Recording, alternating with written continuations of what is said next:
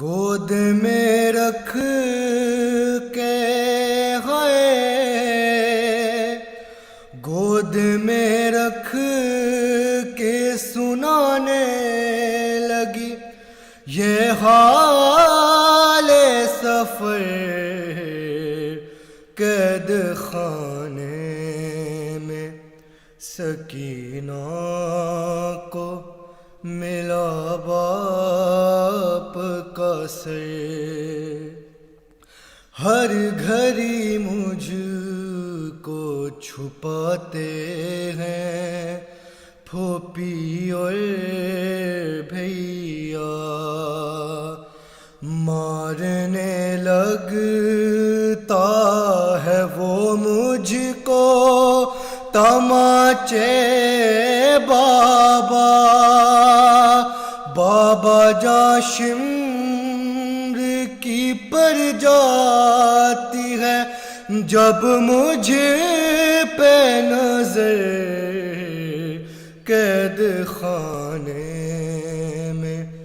سکینہ کو ملا باپ کا سر، خاک پہ رکھتی ہوں رخسار تو دکھ جاتے ہیں، نیند کب آتی ہے بس دل میں خیال آتے ہیں، آپ کے سینے پہ ہوگا میرا بھیا اصغر قید خانے میں۔ سکینہ کو ملا باپ کا سر، سیلیاں مارتے ہیں جب مجھے آ کر یاد، میں بھی شہزادی تھی بابا مجھے آتی ہے حیا، بچے سب دیکھتے ہیں میرا تماشا کر قید خانے میں۔ سکینہ کو ملا باپ کا سر، سانس روکے گا یہ رسی سے، سانس روکے گا یہ رسی سے، ہوا زخم گلو قبر میں بھی میرے کانوں سے رکے گا نہ لہو، بابا جاشمر نے ہے، بابا جاشمر نے یوں میرے اتارے گوہر قید خانے میں۔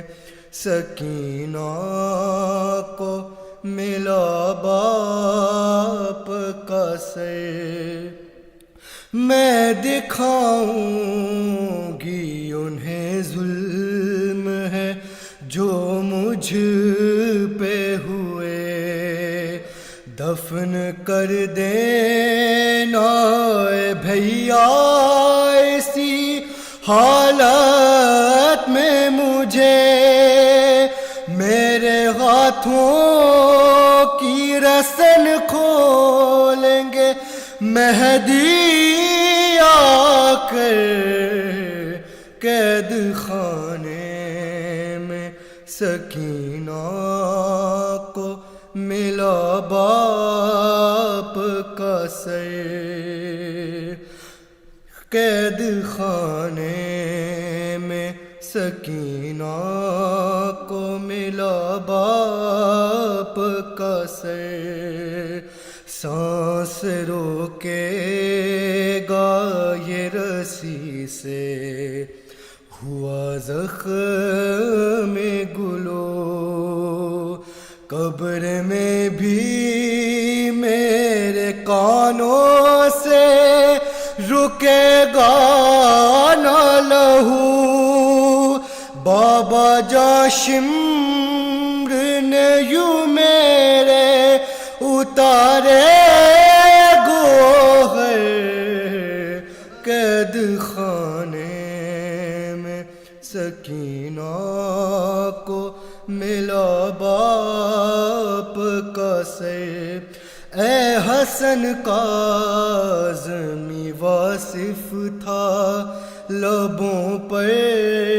نوحہ سسکیاں لیتی تھی کہتی تھی وہ بابا بابا مر گئی روتی ہوئی قید میں ہائے مضطر قید خانے میں سکینہ کو ملا باپ کا سر قید خانے میں سکینہ کو ملا باپ کا سر بڑے محمد وال محمد صلی اللہ علیہ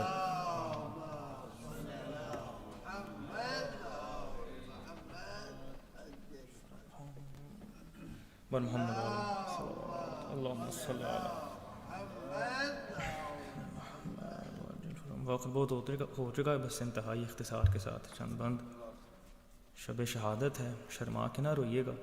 میں کلام پیش کروں. جب بی بی کو زندان شام میں اپنے باپ کا سر ملا تو بی بی نے باپ کے سر کو گود میں لے کے کیا کیا بیان کیے ہوں گے، میں پیش کر رہا ہوں. ہے بابا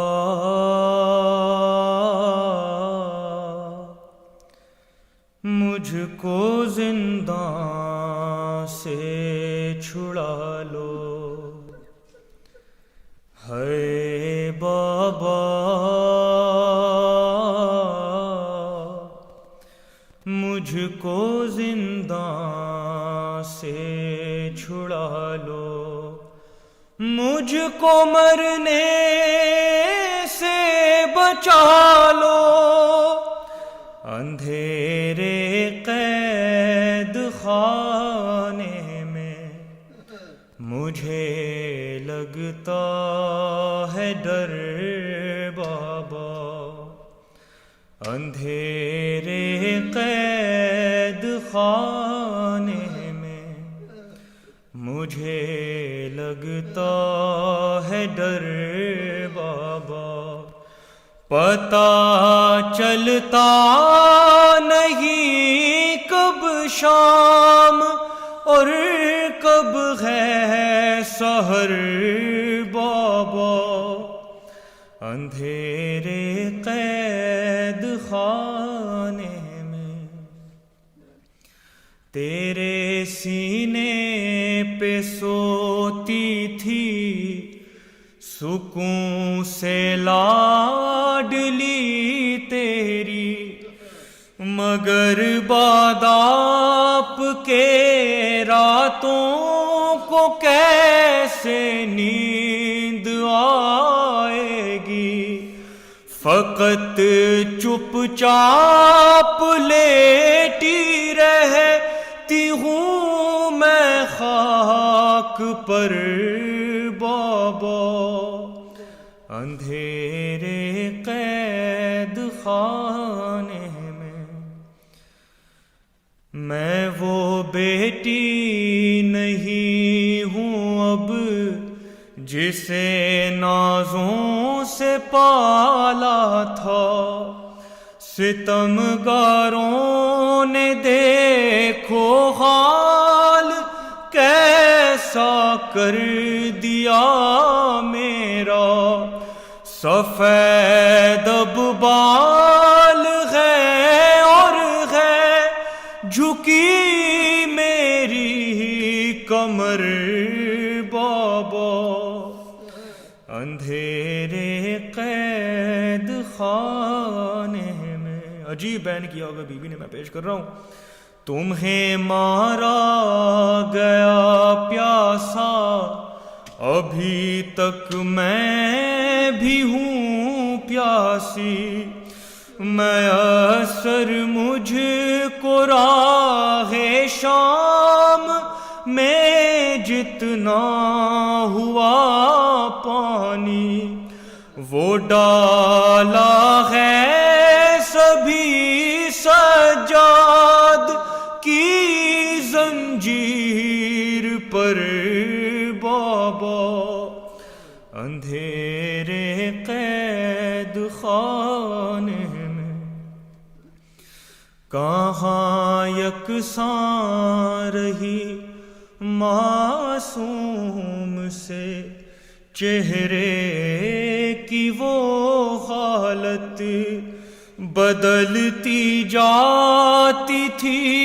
ہر دم میرے رخساروں کی رنگت, کچھ اس طرح سے میں نے شام کا کاٹا سفر بابا, اندھیرے قید قضا کے بعد بھی غیرت کو کب ان کی گوارا تھا, پھوپھی جب سامنے بازار میں آئی تھی بے پردہ, تو گرا تھرا کے نیزے سے چچا غازی کا سر بابا,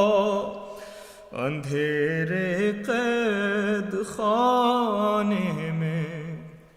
اولاد والے بیٹھے ہیں نا, بند محسوس کیجئے گا.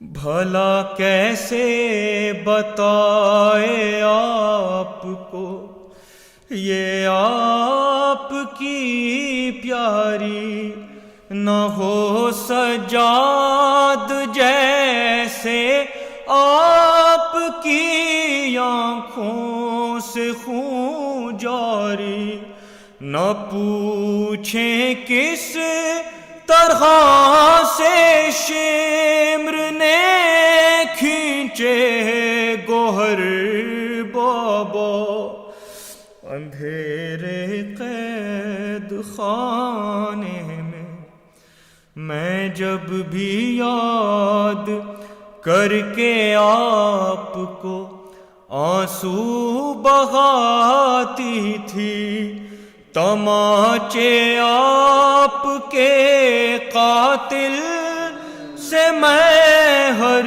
بار کھاتی تھی, نشان موجود ہے اب بھی میرے رخسار پر بابا, اندھیرے قید خانے میں مجھے لگتا ہے ڈر بابا.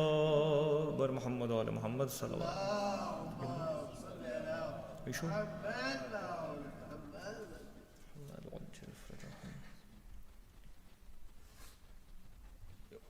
two verses for me. محمد و آل محمد. میں درخواست کرتا ہوں برادر عزیز جناب طاہر کاظمی صاحب سے کہ وہ آئیں اور نذرانہ عقیدت بارگاہ بی بی سکینہ میں پیش کریں. بآواز بلند صلوات.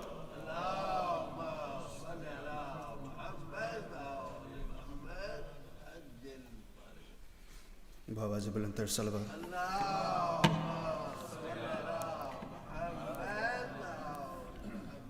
بس وقت کو مد نظر رکھتے ہوئے 2-3 بند بی بی سکینہ کے سلام کے.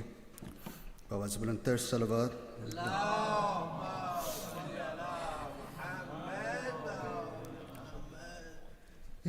میری زنجیر نہ کھینچو سکینہ جاگ جائے گی,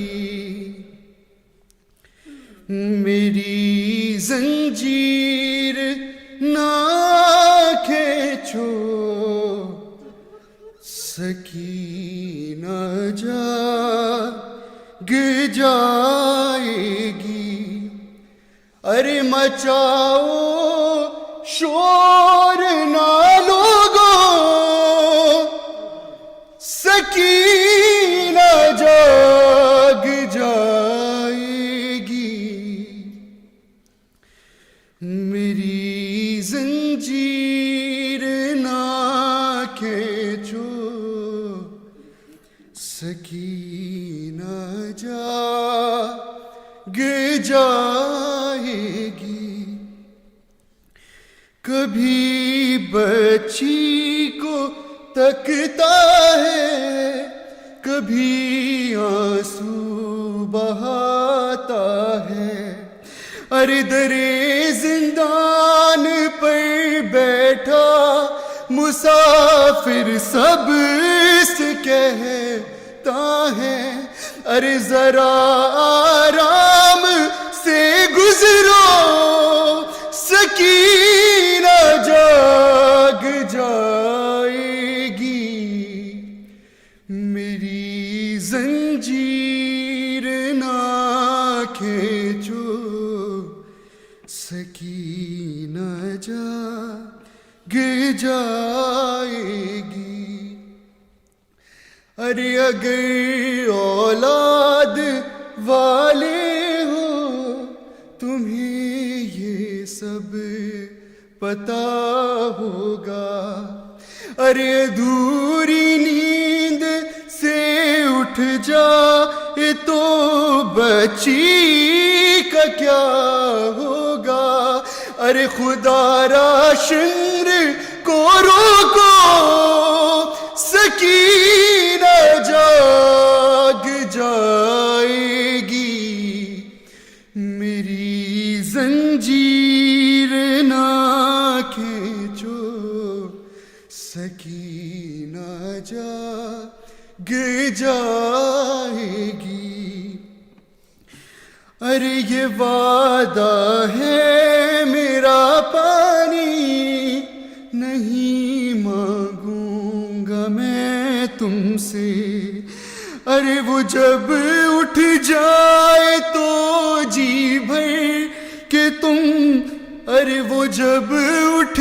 جائے تو جی بھر کہ بے شک مارنا در، ارے ابھی بے کس کو نہ مارو، سکینہ جاگ جائے گی، میری زنجیر نہ کھینچو، سکینہ جاگ جائے گی، سرے زندہ سکینہ کو قضا کی نیند جو آئی، کسی سے کچھ نہیں کہتا ہے اس مظلوم کا بھائی، کہ اب یہ ڈر نہیں اس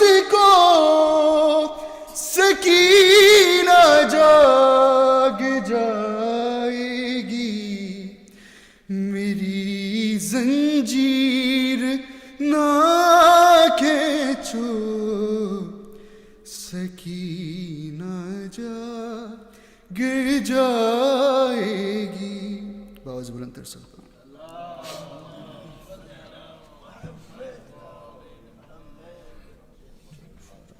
جزاک اللہ۔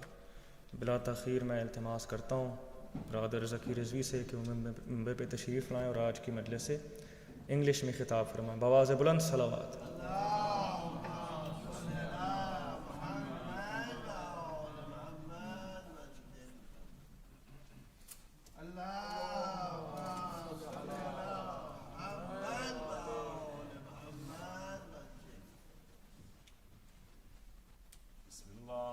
الرحمن الرحيم الحمد لله الذي إليه مصائر الخلق وواقب الأمر نحمده على عظيم إحسانه ونير برهانه ونوام فضل امتنانه حمدا يكون لحقه قضاء ولشكره عدا وإلى صوابه موجبا ولحسن مزيده مقربا. الصلاة والسلام على سيد الأنبياء والمرسلين خاتم النبيين شفيع المذنبين راحة للعاشقين والمراد المشتاقين شمس العارفين والسراج السالقين نبيه مصباح والعلم صاحب الجود والكرم والله حافظه وجبرائيل خادمه والبراق مركبه سدرة المنتهى مقامه قاب قوسين محبوب رب المشرقين والمغربين جد الحسن والحسين مولانا ومولاي الثقلين أبو القاسم محمد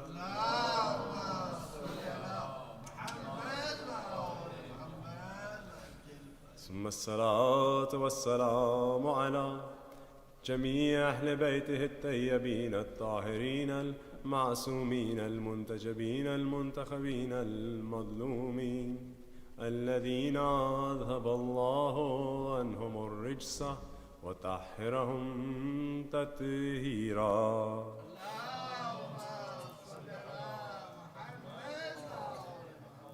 ولعنة الدائمة على أعدائهم منكر فضائلهم غاصب حقوقهم ومراتبهم ومنزلتهم ومقامهم من يوم هذا إلى قيام يوم الدين. أما بعد فقد قال الله الحكيم في قرآنه الكريم وهو أصدق القائلين قوله الحق بسم الله الرحمن الرحيم يا أيتها النفس المطمئنة ارجعي إلى ربك راضية مرضية فادخلي في عبادي وادخلي جنتي. صدق الله العلي العظيم. صلوات Muhammad. I won't take too much time. Qibla is already sitting behind us. Inshallah, he will recite in Urdu. This ayah of the Quran, starting with Bismillah ar-Rahman ar-Rahim, Ya ayyatuhan nafsul mutma'inna. We've heard it many times. We've heard it again and again in Majalis. We've heard most of it again and again. This is 4 ayat that I've recited. But I want to focus on the third of those 4. The one that we don't often hear, the one that we don't hear about too much. Bismillah ar-Rahman ar-Rahim, fadkhuli fi ibadi. And enter with those who worship me. Allah Azza wa Jal, He's telling Nafsul Mutma'inna. Who's Nafsul Mutma'inna? Of course, the very first person we think of when we think of Nafsul Mutma'inna is about Abdullah al-Hussain, Syed al-Shahadat, Imam Hussain alayhi salam. Muhammad wa ali Muhammad wa ajil faraja. But here Allah Azza wa Jal, He's addressing all of those who are righteous. Nafsul Mutma'inna is what we call the soul that is happy, the content soul. And that's the soul that Allah Azza wa Jal loves the most. So if anybody ever tells you, and I spoke about this a few days ago at Majalis in somebody's house, if anybody ever tells you that Islam doesn't want you to be happy in this world, they're wrong. It says right here, Allah Azza wa Jal is telling us the soul that He's happiest with, the person He's happiest with is who? Nafsul Mutma'inna, the happy soul, the content soul. And how do we become the content soul? Fadkhuli fi ibadi. Enter where? Enter Jannah with my worshippers, the people who used to worship me. Now this ibadat, we hear a lot about it, we're told a lot about it. It's all about it in Islam. Our lives are for Allah Azza wa Jal, everything we do is for Allah subhanahu wa ta'ala, everything we do should become a form of ibadah. Ibadah is not just sitting on the musalla reciting salah, no, this is ibadah, but there's more as well. It's not just fasting in Ramadan, this is ibadah, but there's more to it. Your akhlaq is ibadah. Everything you do is ibadah. You know what, if you go to the gym and you do that qurbatan ilallah, going to the gym, that's ibadah for you. Everything you do, be it glaringly, obviously Islamic or not, It forms a part of your ibadah if you do it with the right niyyah, if you do it with the right intention, and if you do it in the right way. Now Allah Azza wa Jal, He says after, فَادْخُلِي فِي جَنَّتِ, and enter my heaven, enter Jannah, the place that we're all wishing to get to, the place that we're all looking forward to. Jannah, the flowing rivers and the beautiful gardens and the fountains and whatnot. This is where we want to get to. That's the end goal, that's the end game, that's what we're trying to reach. But does that mean that every single person who recites namaz, every single person who fasts, every single person who does ibadah of Allah Azza wa Jal, does that mean all of them will get to heaven? Does that mean they will all go to Jannah? If you want to know the answer, go look in Karbala. Yazid's army were praying namaz as well, as were Imam Hussein's. Now you tell me, are those two salahs the same? Na'udhu billah, of course not. Both of them are reciting namaz, but does that mean the army of Yazid are going to go into Jannah as well? Of course not. There's a difference. There's more to this ibadah than just what we see. There's more to it than what is on face value. Our ibadah, our worship, it goes so much deeper than the actions we do. It goes so much deeper than standing there and doing takbir, standing qiyam, going into ruku'. No, there's more to it. If we want to have this ibadah with all of its rewards, if we want it to be fulfilling, then there has to be a certain understanding behind it. There are certain prerequisites, certain other things that we have to understand in order for this ibadah to be acceptable to Allah Azza wa Jal. First and foremost, why am I worshipping Allah? It says in the Quran, we recite it every day, إِيَّاكَ نَعْبُدُ وَإِيَّاكَ نَسْتَعِينَ. I only worship you. I only turn to you. Why? Why can't I turn to anybody else? Why can't I worship anybody else? See, we have to think about who we turn to for help. When we want to turn to somebody for help, and I'm not going to take too much time on this, but when I want to turn to someone for help, I have to look for three things in that person. First of all, do they know how to help me? Do they know what to do in order to help me? So for instance, if I've got a pain in my foot, am I going to go to a doctor or am I going to go to a mechanic? I'm going to go to a doctor. Why? He knows how to help me. The first thing, does he know how to help me? The second thing is, does he have the ability to help me? Okay, so I've gone to a doctor, but this doctor's out of work. He's not affiliated with any GP surgery, not affiliated with any pharmacy. He can't prescribe me any medicine. Can he help me? No. Why? Because he doesn't have the power to give me any medicine or do what needs to be done. He can't send me for an operation himself. No, he's not affiliated with any kind of GP's practice or anything like that, so he can't help me. He knows what to do, but he can't help me. And the third one is that they have to want to help you. They have to actually want to physically help you in one way or another. Now let's say I've gone to the doctor, he's affiliated with a practice, but for one reason or other, whatever it may be, he doesn't want to help me. He knows what to do, he has the power and ability to do it, but he's not going to do it because he doesn't want to. Now if we look throughout the world, we'll find people who we can say, yeah, for this problem, that person, I can go to them and I can ask them for help. But if we want to turn to somebody who can help us with absolutely anything, absolutely everything, then we only find Allah Azza wa Jal. Allah Azza wa Jal, does He know how to help us? Of course. He is all-knowing. Does He have the power to help us? Of course. إِنَّكَ عَلَىٰ كُلِّ شَيْءٍ قَدِيرٌ. You are powerful over everything. And does He want to help us? Of course. We are His creation. He's brought us into this world. He wants what from us? He wants us to be nafs al-mutma'inna. He wants us to be happy. Why would He not want to help us? So we turn only to Allah Azza wa Jal. We have to have that ma'rifah, that understanding. Why are we turning to Him? Why are we worshipping Him? And only Him. Why can't we worship someone else or something else? Because Allah Azza wa Jal is the only entity that ever has existed that can be helpful to us or that can protect us and take care of us, no matter what it is we do, no matter what our issue is, no matter what our problem is. Allah Azza wa Jal, in simple terms, is the only one worthy of worship. Nobody else is worth worshipping like that. So why should we turn to anyone else? But then how should we worship? Then comes the question of, how do I worship Allah Azza wa Jal? Like we said, there were people who read namaz in the army of Yazid, there were people who read namaz in the army of Imam Hussain alayhi salam. How do we differentiate? And we're talking here about only our own ibadat. We're not talking about judging other people's. We're not talking about looking at other people's ibadat. We're only talking about ourselves, our own ibadat. The first thing, and mashallah, Slough is a centre renowned for your reciters, and there's so many here, mashallah. May Allah give you all the opportunity to continue reciting, continue doing zikr of Ahlul Bayt alayhim as-salam. You guys will know this. Oftentimes when you recite, people come up to you, they give you compliments, they tell you you're doing so good, mashallah, you're doing so well, and it feels good normally, naturally, that's a human reaction. It's normal. When somebody compliments you, you feel good about it. But then the next time you go to recite, if you're reciting for those compliments, then it's a different story. The next time you recite, if you're going to recite for what it is you're going to get from the people, then it's a different story. Why? Where's your khulus gone? And one of the first things you notice in a lot of reciters, and we don't judge anybody, we give them the benefit of the doubt as mu'mineen, as Adar of Imam Hussain, Islam of Zakireen of Imam Hussain, we give them the benefit of the doubt. But for ourselves, we have to try and make sure we avoid what? Showing off. One of the most basic things, and we see it a lot. You know, somebody does a good deed, they give a bit of charity, they tell half the world about it.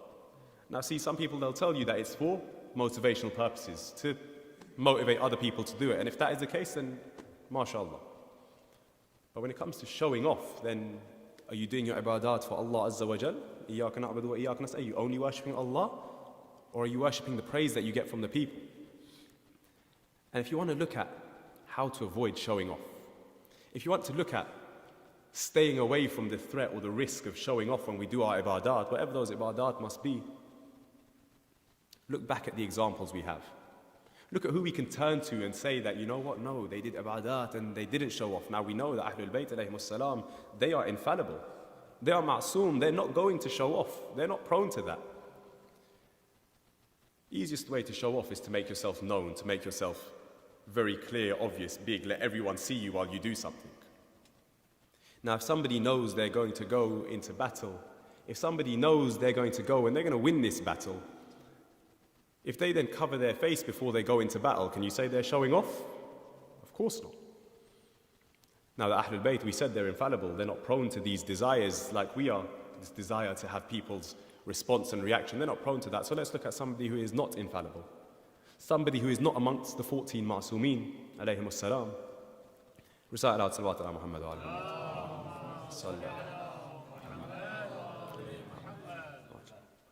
I'll bring to your attention one very specific battle.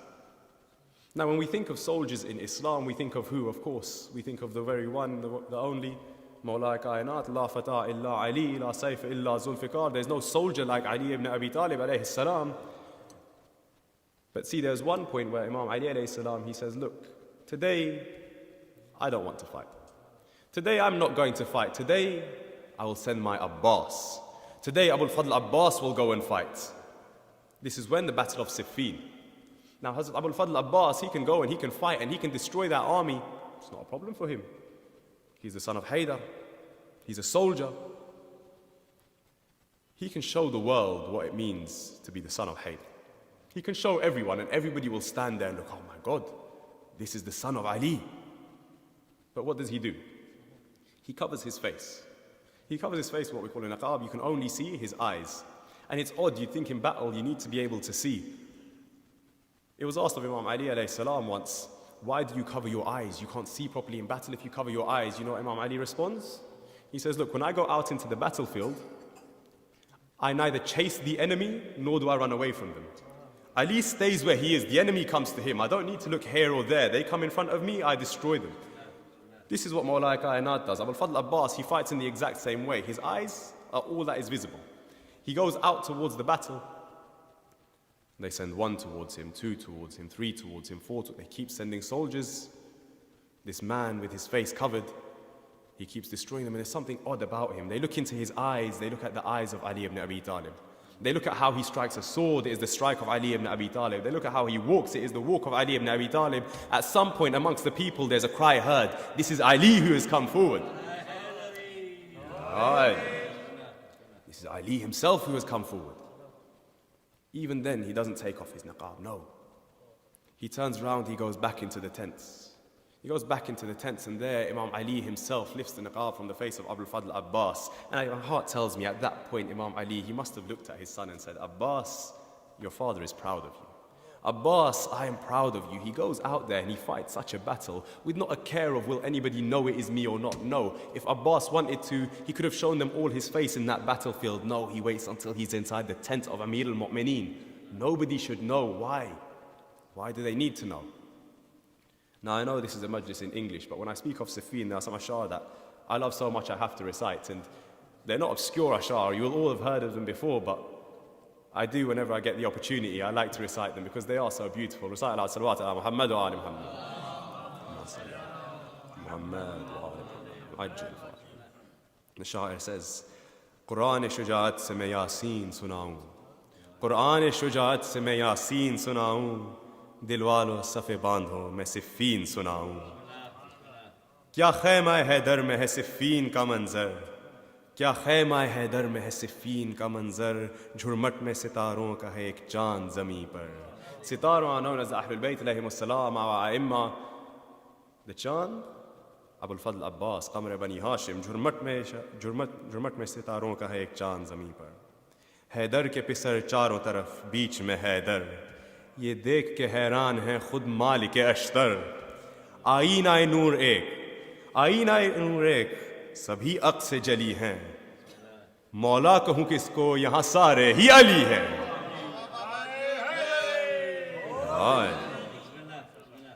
तो बेटों से मुखातिब हुआ इमरान का बेटा दिल मुझसे ये कहता है मेरा ए बनी ज़हरा यानी है ये खालिक का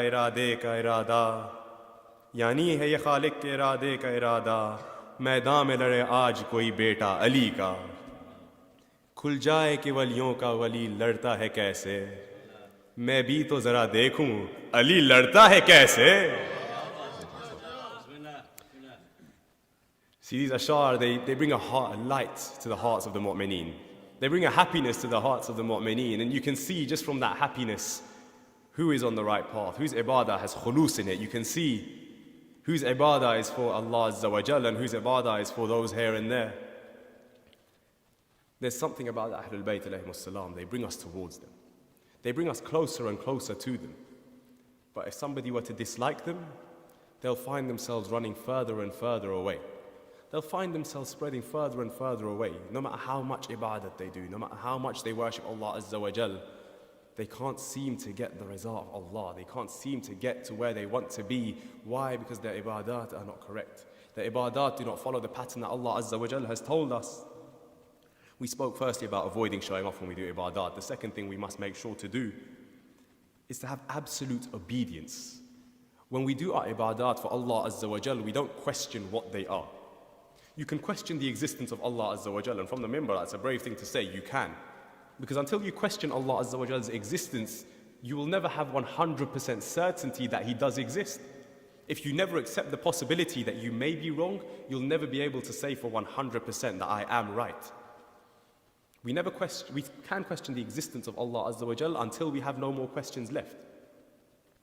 But once we believe, once we have no doubt in the existence of Allah Azza wa Jal, now we can't question what He tells us to do. Now we can't question when He tells us you have to read Salah 5 times a day. I'm not going to say, but why? No. We've accepted Allah Azza wa Jal exists. He is As-Sadiq, He is Ar-Rahman, He is Ar-Rahim. Of course, He tells me to do something, I must do it. This absolute obedience is something that's quite difficult to find. Even in those around the Ahlul Bayt alayhimus salam, we find it. So when Imam Hussain alayhi salam tells his family and his friends that he's going to Karbala, what do all of them say? Well, at first he says he's leaving and he's going to go towards Kufa. What does everybody say? Hussain, don't go to Kufa. Hussain, the people of Kufa are bad people. Hussain, they are not sincere. Hussain, don't go Kufa. Don't travel towards Iraq. Everyone says that. When Imam Hussain says, Abbas, we are leaving Medina. We are going towards Kufa. Aqa, let me pack my things as well. I will come with you. There's no question of, Ya Imam, don't go towards Kufa. You think Abbas doesn't know what the people of Kufa are like? You think Abbas doesn't know what dangers lie ahead? No. Of course he does. But Abbas doesn't say, Mawla, don't go there. Mawla, don't go there. No, he says, Mawla, you go, I will follow you. You lead the way, I will come behind. And in here is another point of Abul Fadl Abbas's ibadah. In here is another point of how we should be. We say absolute obedience is important, like Abul Fadl Abbas demonstrates. The other thing that we have to remember is when we do these ibadat, it's very easy to then become arrogant towards other people. It's very easy to start thinking, I'm more important than you, I am better than you, I am bigger than you. Why? Because I give this much charity. I'm better than you because I recite my namaz for this long. My namaz takes me this long to recite. I recite with all these taqibat. That means my namaz is the best, I'm the best. Look at Abu al-Fadl Abbas. Wherever Imam Hussain says something, what is his response? You lead, I will follow. We have to remember what our position is in this world, what our place is in this world. Abu al-Fadl Abbas, he never comes ahead of the Ahlul Bayt alayhi salam. It's Abbas. Imam Ali alayhi salam prayed for this very young man. This is Abbas. Hassan and Hussain used to rock his cradle. Abu al-Fadl Abbas, the father of Fazail, the father of Fazilat. But never once did you see him step ahead of Imam Hussain alayhi salam. Never once did you see him talk out of place, talk out of turn. No. In fact, the question is raised, where did Abbas show his greatness? I'll tell you now, Abbas never showed it himself. The very first time you'll see the greatness of Abu al-Fadl Abbas shown for all the world to see, Imam Hussain says to Abbas, Abbas, go stand on top of the Kaaba, tell them why we are leaving Mecca. You think Imam Hussain could not have gone up on top of the Kaaba himself? You think he couldn't have told the people himself why he's leaving Mecca? Of course he could have. But no, he wants the world to see who Abu al-Fadl Abbas is. He wants them to see how great and grand his brother is. So he says, Abbas, you go. You step forward. And it's one of the beautiful meanings of the name that Hazrat Abbas has, Qamar Bani Hashim, the moon of the family of Bani Hashim. What's the job of the moon? What does the moon do? See, the moon, it does not give off any nur of its own. It doesn't give off any light of its own. All the moon does is it reflects the light of the sun onto the earth. It reflects it for us in a time of darkness.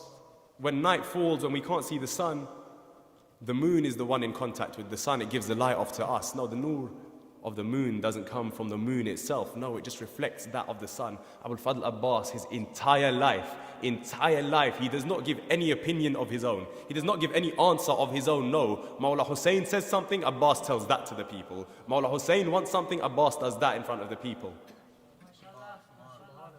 And we see this in the lives of Imam Hassan and Hussain alayhi salam as well. There's a time where, and I'll speed through this, there's a time where a man comes to Imam Ali alayhi salam and he asks him a question. So what does Imam Ali do? He says, go and ask Hassan and Hussain.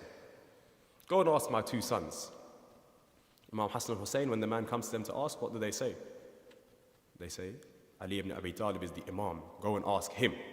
It is only when Imam Ali alayhi salam says to Hassan and Hussain, no, I am telling you to answer this question, that they answer it themselves. When the Imam is in front of them, they never stepped forward. Now Abu al-Fadl Abbas, he follows suit in the same way. When the two Imams are in front of him, never once will you find him walking in front of them. He is the Qafila Salar. He is leading the Qafila. Even still, Imam Hussein's camel walks forward. Imam Hazrat Abbas's walks alongside him. Never will you find Abu al-Fadl Abbas step ahead of Imam Hussain alayhi salam, except maybe to protect him in a battle, except maybe to protect his brother. But then why? Why do we do these ibadat? We're taking this example of Abu al-Fadl Abbas. Why do we do these ibadat? Why do we follow his example? What's the point of doing all these ibadat? See, Allah Azza wa Jal, He gives us certain benefits. He gives us certain rewards from our ibadat. He gives us certain things from each and every one of our ibadat. The first, and the one that we love so much, there comes a nur from the face of the abideen. Those who worship Allah Azza wa Jal, purely, truly worship Him, they have a nur shining from their face, a light emanating from their face. Again, we're talking about Abu al-Fadl Abbas, let's talk about Abu al-Fadl Abbas. You want to talk about nur? There were certain traits that were associated with the Banu Hashim. One of those traits was that they were beautiful, they were handsome. They were very good-looking people. The people used to say to Rasulullah, Ya Rasulullah, you tell us that Nabi Yusuf was the most beautiful, but for us, there is nobody better than you. When we see your face, we can't look elsewhere.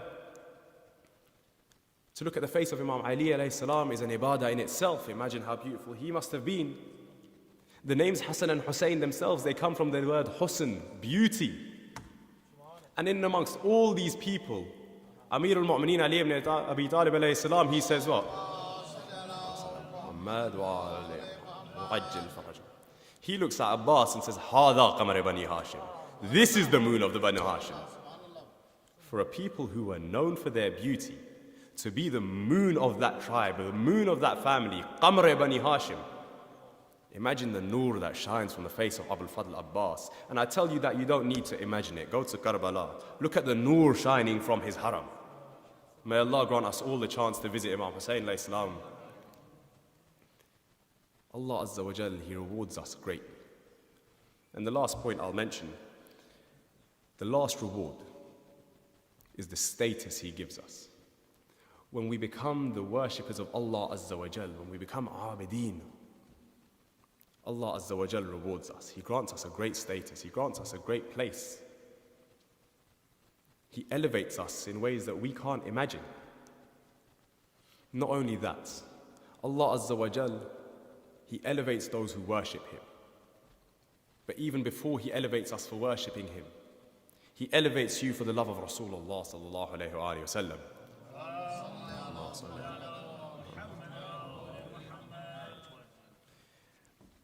Before even that, He elevates you for the love of Amir al-Mu'mineen alayhi salatu wassalam. Before even that, He elevates you for the love of Hassan and Hussain. And before all of that, He elevates you for the love of those who love Him. So if I say He elevates you for the love of Abul Fadl Abbas himself, I would not be wrong. When I say that, I say it from a minbar, I say it with some respect, I say it knowing the gravity of what I say. If you have love for Abul Fadl Abbas, just know this. When Allah Azza wa Jal says in the Quran, and this is the final reward I'll mention for our ibadat, وَادْخُلِي جَنَّتِي, the last ayah we recited, and enter my Jannah. Allah Azza wa Jal is talking to you. That love of Abul Fadl Abbas, it will take you to places you've never imagined before, and the greatest place of all of them, the heaven, the Jannah of Allah Azza wa Jal. We pray to Allah Azza wa Jal, oh Allah, allow us all to be among the Ahl Jannah. We pray to Allah Azza wa Jal, oh Allah, allow us all to continue being a part of the azar of Imam Hussain alayhi salam.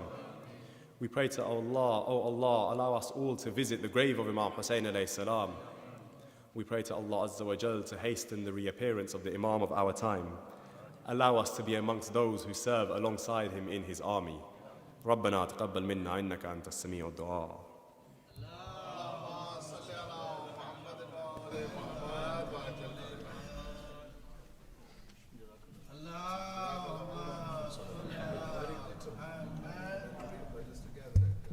بارد قبلان صلوات اللهم صل على محمد.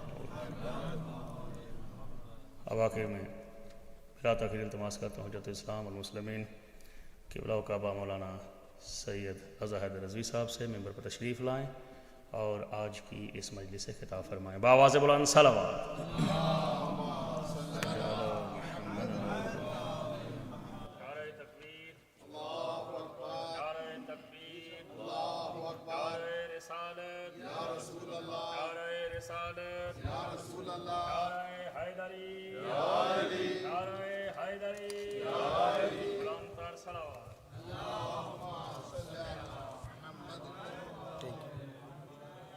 भर के जामे उल्फत हैदर पिया करो, भर के जामे उल्फत हैदर पिया करो, और मुश्किल पड़े तो नाम अली का लिया करो। बेशक अगर चाहते हो कि खुल्द में ऊंचा मिले मकाम, तो फिर ज़हरा के दुश्मनों पे तबर्रा किया। बेशुमार माशाअल्लाह। सलावत अल्लाहुम्मा सल्लि अला मुहम्मद रहमल्लाहु मन क़रा अल-फ़ातिहा। الرحمن الرحيم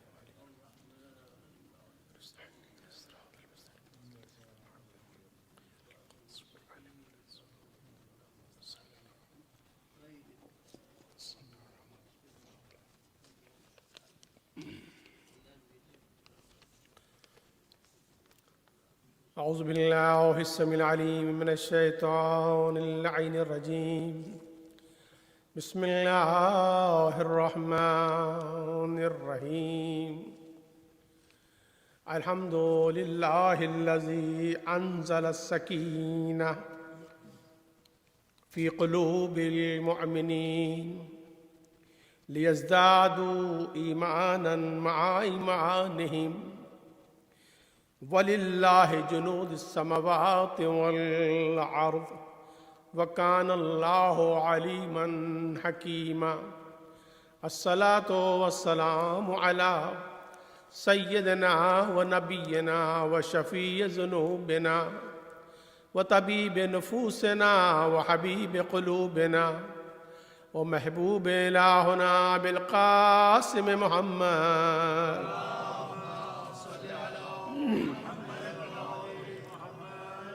ثم الصلاة والسلام على جميع أهل بيته الطيبين الطاهرين المعصومين المنتجبين المنتخبين المظلومين الهداة المهديين ولعنة الله على أعدائهم أجمعين من الآن إلى قيام يوم الدين.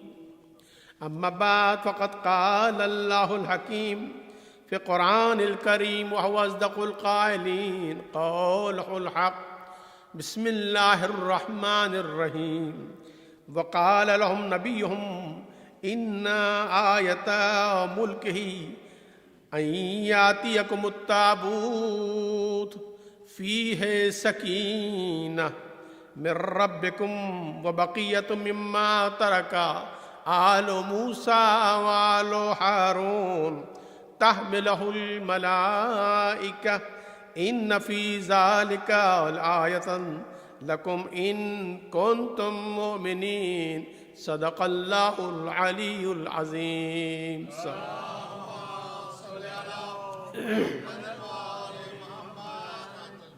سورہ مبارکہ بقرہ سے آیت آپ کی خدمت میں تلاوت کرنے کا شرف حاصل کیا. ارشاد حضرت احدیت ہو رہا ہے وقال لهم نبیہم، اور ان سے ان کے نبی نے کہا. قوم بنی اسرائیل کا تذکرہ ہے، قوم بنی اسرائیل سے مخاطبہ ہے، اور انہی سے اللہ ارشاد فرما رہا ہے کہ جب ان کی قوم نے ان سے کہا اذ قال لهم نبیہم، جب ان سے ان کے نبی نے کہا، کیا کہا؟ ان آیت ملکہ ان یاتیکم تابوت فیہ سکینہ، کہ وہ تمہارے لیے لے کر آئیں گے ایک تابوت کہ جس کے اندر سکینہ ہوگا، یعنی سکون ہوگا، چین ہوگا، آرام ہوگا. پھر ارشاد فرمایا کہ من ربکم، یہ تمہارے پروردگار کی طرف سے ہوگا. وہ یہ تابوت جو ہے وہ پروردگار کی طرف سے ہوتا ہے. ہم جو تابوت اٹھاتے ہیں، یہ تابوت ہم نہیں اٹھاتے، تو سیرت پروردگار ہے، یہ سنت الہیہ ہے. پہلا تابوت تو اللہ تعالیٰ نے اٹھایا تھا. پھر فرمایا مما ترک آل موسیٰ و آل ہارون، اور یہ تابوت کیا ہے؟ مما ترکا، کہ اس کے اندر وہ ترکہ ہے، وہ چیزیں ہیں کہ جو آل موسیٰ نے چھوڑی تھیں اور آل ہارون نے چھوڑی تھیں. اور اس کی شان یہ ہے تحملہ الملائکہ، کہ اس کو ملائکہ اٹھا کر چلتے ہیں. یہ فقط مومنین تابوت اٹھا کے نہیں چلتے ہیں، بلکہ ملائکہ اسے اٹھا کر چلتے ہیں. ان فی ذالک لآیۃ لکم ان کنتم مؤمنین، اس میں تمہارے لیے نشانیاں ہیں اگر تم ایمان رکھتے ہو. صاحب ایمان ہو تو تم جان لو گے کہ اس کے اندر اللہ سبحانہ وتعالیٰ کی بڑی بڑی نشانیاں ہیں. یہ تابوت خواہ آج کا تابوت ہو یا اس زمانے کا تابوت ہو جو اس قرآن میں اس کا تذکرہ مل رہا ہے، یقیناً یہ اپنے اندر ایک نشانیاں رکھتے ہیں، یہ اپنے اندر ایک علامت رکھتے ہیں. ان سے اللہ سبحانہ وتعالیٰ کا عرفان حاصل ہوتا ہے، معرفت پروردگار حاصل ہوتی ہے، کیونکہ یہ چیزیں وہ ہیں کہ جنہیں شعائر اللہ کہا جاتا ہے، جو اللہ کی نشانیاں ہیں. نشانی دیکھ کر انسان کسی چیز کو پہچانتا ہے. آپ کہیں کوئی نشانی لگا دیتے ہیں، بھئی میرے گھر پہ علم لگا ہوا ہے غازی عباس کا، تو غازی عباس کا علم میرے گھر کی نشانی بن گیا ہے. میں کچھ نہیں تھا، میری کوئی حقیقت نہیں تھی، میری کوئی پہچان نہیں تھی، مجھے کوئی نہیں جانتا تھا، لیکن میں نے جب غازی کا علم لگا دیا تو دنیا پہچاننے لگی کہ بھئی یہ رضا حیدر کا گھر ہے، یہ مولانا صاحب کا گھر ہے، کیونکہ یہاں علم لگا ہوا ہے. درود پڑھے محمد و آل محمد پر.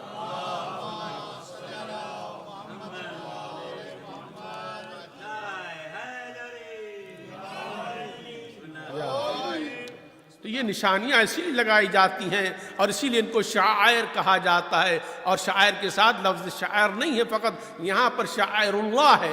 نشانیاں کسی کی بھی ہو سکتی ہیں، بہت سے اپنی اپنی نشانیاں بنا لیتے ہیں، ہر ایک کی اپنی پسند ہوتی ہے، جیسی پسند ہوتی ہے، جیسا نصیب ہوتا ہے ویسی اس کی نشانی ہوتی ہے.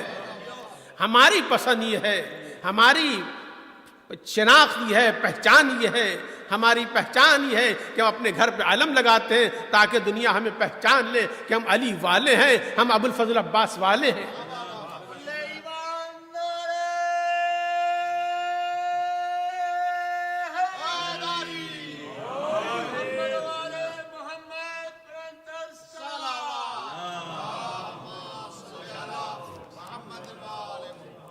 تو یہ اب انسان کے ظرف کی بات ہے، ہر ایک کی قسمت میں چیزیں نہیں آیا کرتی عزیزوں. یہ لوگوں کے دل کی طہارت اور پاکیزگی ہوتی ہے کہ اپنے آپ کو کس سے وابستہ کر رہے ہیں. کوئی ایسے افراد بھی ہوتے ہیں، کچھ ایسے جو افراد جو پیدائشی لعنتی ہوتے ہیں وہ ان کو زندہ باد کہہ رہے ہوتے ہیں. ان کے زندہ باد کہہ دینے سے کوئی لعنتی زندہ باد نہیں ہو جاتا ہے. ہم وہ ہیں کہ جو ہم تو شروع ہی سے علیہ السلام کے عادی ہو چکے ہیں. ہم علیہ السلام والوں ہی کو تسلیم کرتے ہیں، وہی ہماری نگاہوں میں قابل قدر ہوتے ہیں، قابل تعریف ہوا کرتے ہیں.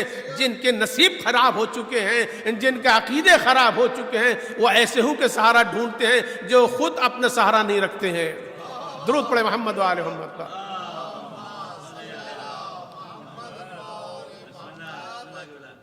اب اس آئے وافی ہدایہ میں جا کر دیکھ لیجیے گا کہ آپ نے کہ مولانا نے کہاں سے تابوت لیا، یہ کہاں سے سکینہ لیا ہے.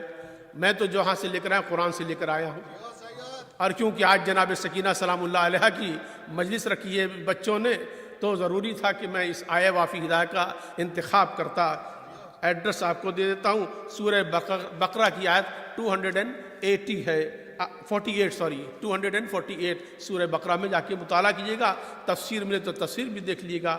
کیا کہا گیا اس میں کہا گیا کہ آپ وہ یاد کریں، وہ وقت یاد کریں. بات دراصل یہ تھی کہ آپ بھی مشاہدہ کرتے ہوں گے، آپ کو معلوم ہوگا کہ ماہر آثار قدیمہ کے نام پر یہ تو ویسٹ کے آرکیالوجسٹ ہیں، اسپیشلی جیو آرکیالوجسٹ جو ہیں، یہ جگہ جگہ کھود رہے ہیں، گڑھا کھود رہے ہیں، ڈھونڈ رہے ہیں کہ ان کو مل جائے کچھ. یہ کیا ڈھونڈ رہے ہوتے ہیں؟ کہیں وہ مصر کے پیرامڈ میں ڈھونڈ رہے ہوتے ہیں، یا کہیں تنزانیہ کے اور دیگر افریقی علاقوں کے صحرا اور ڈیزرٹ میں ڈھونڈ رہے ہوتے ہیں کہ یہاں ان کو وہ چیز مل جائے. کیا؟ تابوت سکینہ. تابوت سکینہ کیا تھا؟ تابوت سکینہ شیشم کی لکڑی کا بنا ہوا ایک باکس تھا، ایک صندوق تھا جسے تابوت کہا جاتا ہے عربی میں، کہ جو بھی باکس ٹائپ کی شکل ہو. اسی لیے جو کافن ہوتا ہے اس کو بھی تابوت کہتے ہیں. یہ تابوت کیا تھا؟ یہ کیوں اس کو اتنی پریشانی ہے؟ ان کو یہ جیوس کیوں ڈھونڈ رہے ہیں؟ کیوں یہ ہیکل سلیمانی میں کھدائی ہو رہی ہے؟ کیوں یہ مسجد اقصیٰ میں کھدائی ہو رہی ہے؟ کیوں مسجد اقصیٰ میں تلاش کر رہے ہیں؟ کیوں وہاں سے قبضہ نہیں چھوڑ رہے ہیں بلکہ قبضہ کیے ہوئے بیٹھے ہوئے ہیں؟ ان کا عقیدہ یہ ہے کہ اگر یہ کہیں نہیں ہے تو یہاں تو ڈیفینیٹلی ہے، یہ تابوت یہاں چھپا ہوا ہے، یہاں چھپا دیا گیا ہے. چنانچہ اس کی تلاش میں ہے، اگرچہ ابھی تک اس سے وہ پا نہیں سکے. یہ تابوت سکینہ، اس میں دو اسکول آف تھاٹ ہیں، ایک اہل تشیع کا ہے اور ایک اہل تسنن کا ہے. اہل تسنن کہتے ہیں کہ یہ تابوت سکینہ حضرت آدم جنت سے لے کر آئے تھے، اور یہ وہی تابوت سکینہ ہے کہ جو جناب آدم کے بعد جناب نوح کو گیا، جناب نوح کے بعد جناب یعقوب کو گیا، جناب یعقوب کے بعد جناب موسیٰ کے پاس آیا، جناب موسیٰ سے ان کی قوم کے پاس رہا.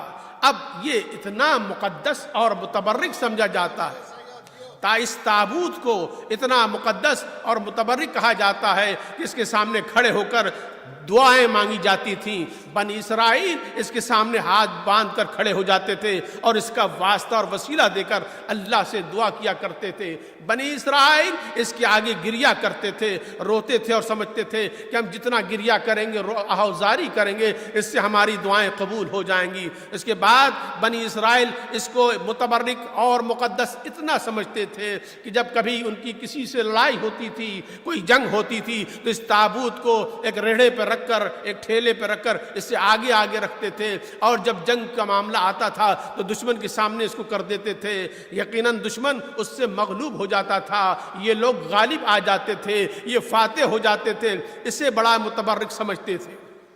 اب اس کے بعد ہوا یہ کہ کیونکہ مسلسل اس کو آگے رکھنے سے اور اس کے استعمال سے اور اس سے فیوزات حاصل کرنے سے ایک مرتبہ انہیں ذہن میں یہ خیال پیدا ہوا کہ یہ تابوت جو ہے شاید یہی جو ہے ہماری مشکلات کا اور مسائل کا حل ہے، لہٰذا اس کو انہوں نے محفوظ کر دیا ایک جگہ پر۔ لیکن اس کو محفوظ کر دینے کے بعد پھر اپنی دنیا میں مست و مگن ہو گئے۔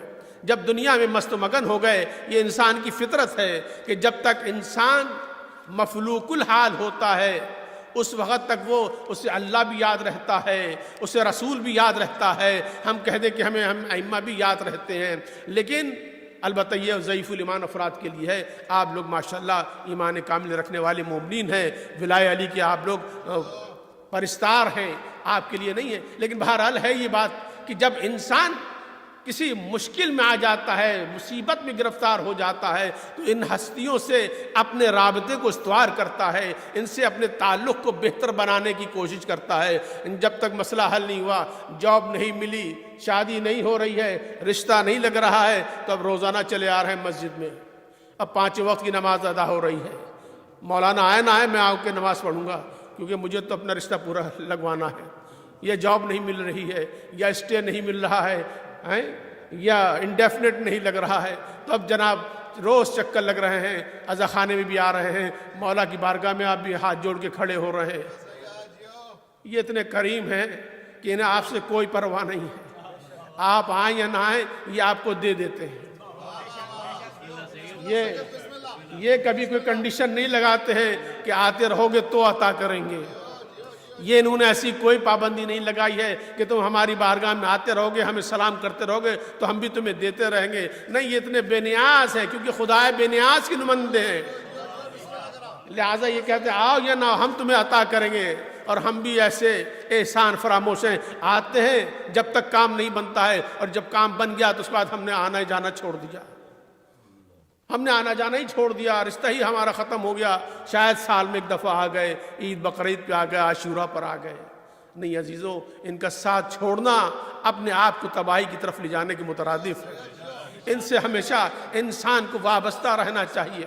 چنانچہ بنی اسرائیل نے اس تابوت سکینہ سے بے انتہا نعمتیں حاصل کی، برکات حاصل کی، فیوزات حاصل کیے، لیکن اس کے بعد انہوں نے پھر اس کی وہ قدر و قیمت نہ کی جو انہیں کرنی چاہیے تھی۔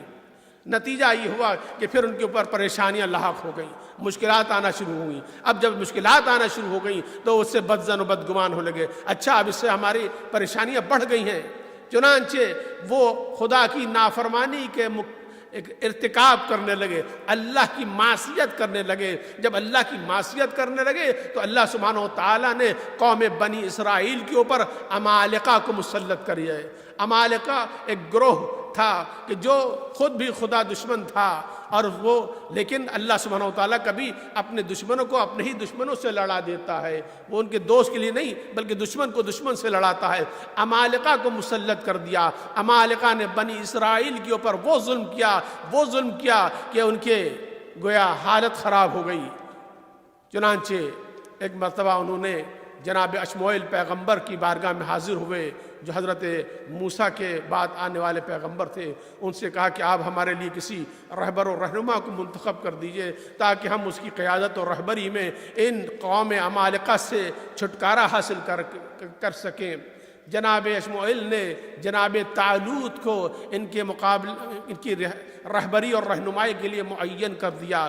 طالوت لیڈر کو جب بنائے گئے، جب ان کا اناؤنسمنٹ ہوا تو اس کے اوپر اعتراض کرنے لگے بنی اسرائیل، یہ بھلا ہمارے لیڈر ہوں گے، یہ ہمارے قائد ہوں گے، یہ ہمارے رہبر ہوں گے، نہ ان کا جسم ہے نہ جان ہے، بالکل دبلے پتلے دھان پان ہیں، یہ ہماری کیا قیادت کریں گے؟ گویا ان کی نگاہ میں تھا کوئی لمبا چوڑا سا ہونا چاہیے، کوئی موٹی تون والا ہوگا تو وہی ہماری قیادت کرے گا۔ تاریخ بتا رہی ہے، اسلام بتا رہا ہے کہ کسی لمبے کے پیچھے مت جانا۔ دیکھو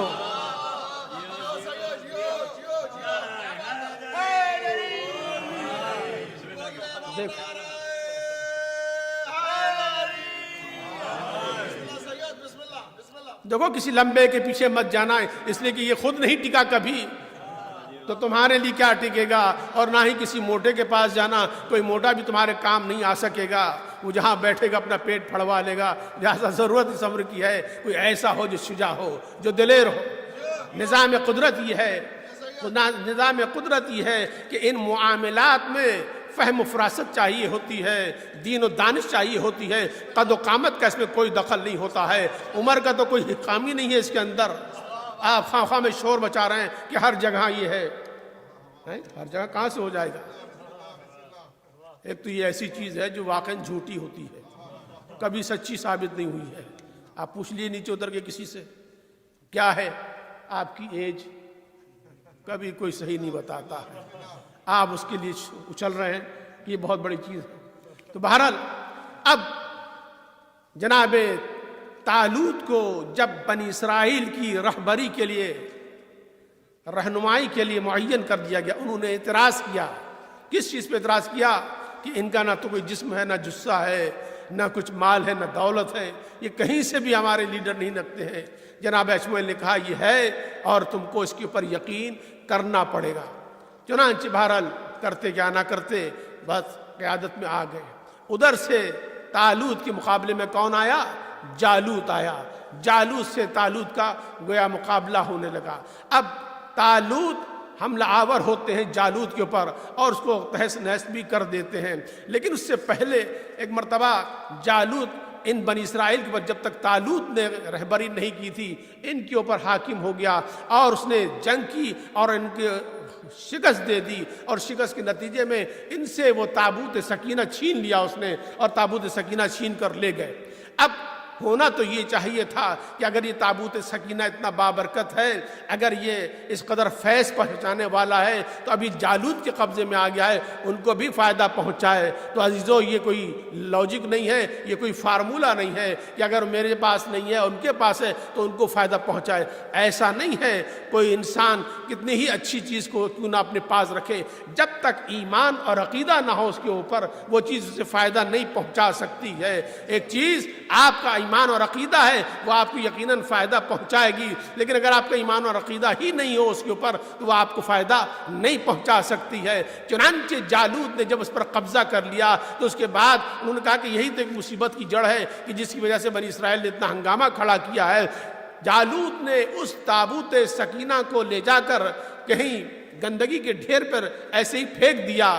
بس یہ کیا تھا؟ یہ اللہ کو عذاب دینے کے لیے دعوت تھی، اللہ سبحانہ وتعالیٰ کو ناراض کرنے کی بات تھی۔ گویا تابوت سکینہ کا احترام نگاہ قدرت میں کس قدر تھا۔ اس نے اس قوم کو کہ جس نے بنی اسرائیل پہ غلبہ حاصل کر لیا تھا، فتح حاصل کر لی تھی، اب اسی خداوند عالم نے ان کے پاس تابوت سکینہ ہونے کے باوجود ان کو اتنا ذلیل و خوار کیا کہ جالوت جو ہیں جناب طالوت سے شکست کھا گئے اور ان کا خاتمہ ہوا۔ اور پھر جالوت والوں نے اس تابوت سکینہ کو کہا کہ یہ تو اس سے ہمیں مصیبت کا شکار ہو گئے ہیں، اٹھا کے بنی اسرائیل کی طرف انہوں نے ایک بیل گاڑی لی اور اس کے اوپر اس کو رکھا اور ان کے علاقے کی طرف اس کو دھکا دے دیا۔ یہ تابوت سکینہ بنی اسرائیل کے پاس دوبارہ واپس آ گیا۔ اب دوبارہ واپس آیا، ان کے دن پھر گئے، ان کے حالات پھر اچھے ہو گئے۔ بات کیا ہوئی؟ معلوم کیا ہوا؟ واقعے سے جو میں نے آپ کی خدمت میں عرض کیا، یہ دیکھیں کہ جو چیزیں اللہ سے نسبت رکھ لیتی ہیں، اللہ کے رسول سے ان کی نسبت ہو جاتی ہیں، یا اہل بیت سے بھی نسبت ہو جائے، تو جب تک آپ کے دل میں عقیدت و احترام کے جذبات باقی رہیں گے تب تک وہ آپ کو فائدہ پہنچاتی رہے گی۔ اور جب آپ کے دل سے وہ چیز ہی نکل جائے، آپ کا عقیدہ ہی اس کے پر نہ بنے، تو یاد رکھیے کہ اللہ کو یہ بات پسند نہیں ہے۔ اس نے پوری قوم کو تہس نہس کر دیا، پوری قوم کو برباد کر دیا، کیونکہ انہوں نے اس چیز کی توہین کی تھی، اس چیز کی اہانت کی تھی کہ جو انہیں اللہ کو یاد دلاتی تھی، جس کا شمار شعائر اللہ میں ہوتا تھا۔ درود پڑھیں محمد و آل محمد۔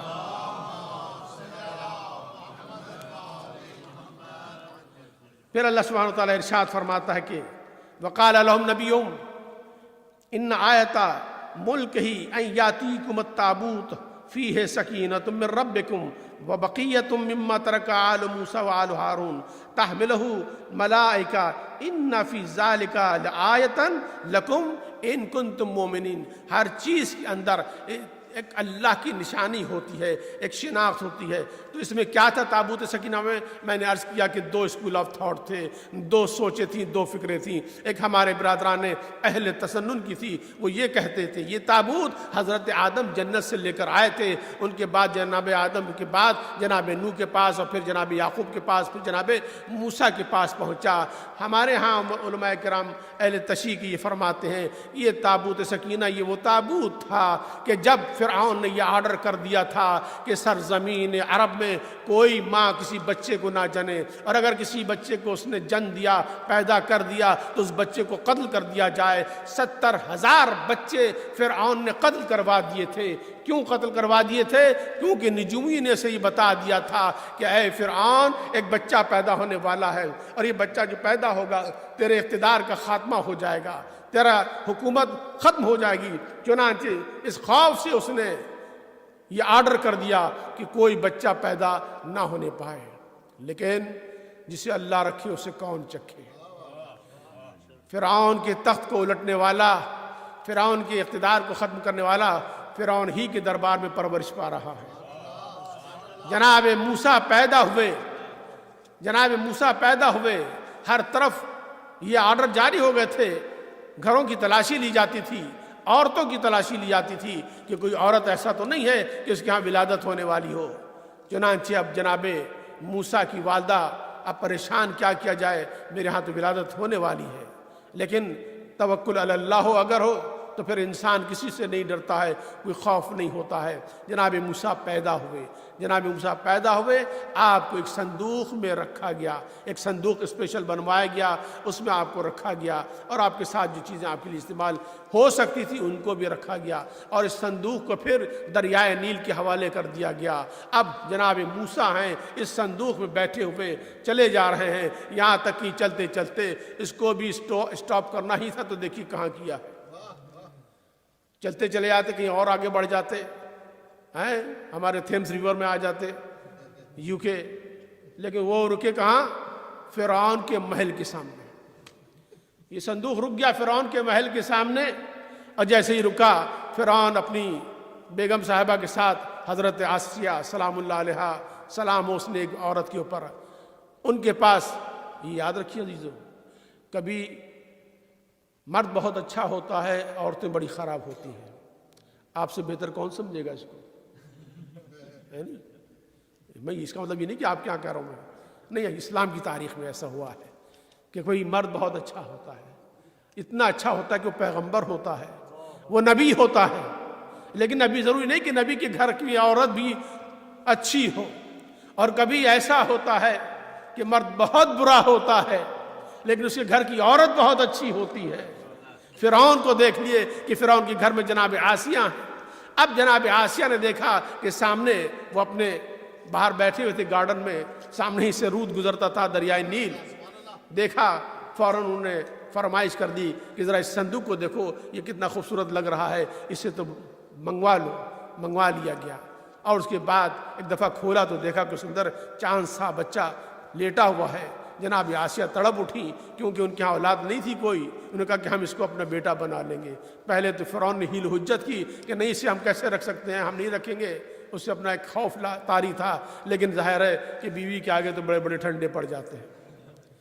اب جب فرعون ٹھنڈا پڑ گیا تو باقیوں کی کیا رہ جاتی ہے، اس نے کہا چلو ٹھیک ہے رکھ لیتے ہیں، اب رکھ لیا۔ اب جناب موسیٰ فرعون کے گھر میں ہے، کبھی اس کی داڑھی نوچ رہے ہیں، کبھی اس کو چپیٹ لگا رہے ہیں، اور بتا رہے کہ دیکھو میں الہی نمائندہ آ چکا ہے، تو نہ پہچانے تو کیا کروں، لیکن اللہ نے مجھے بھیج دیا، تیرے محل میں بھیج دیا ہے۔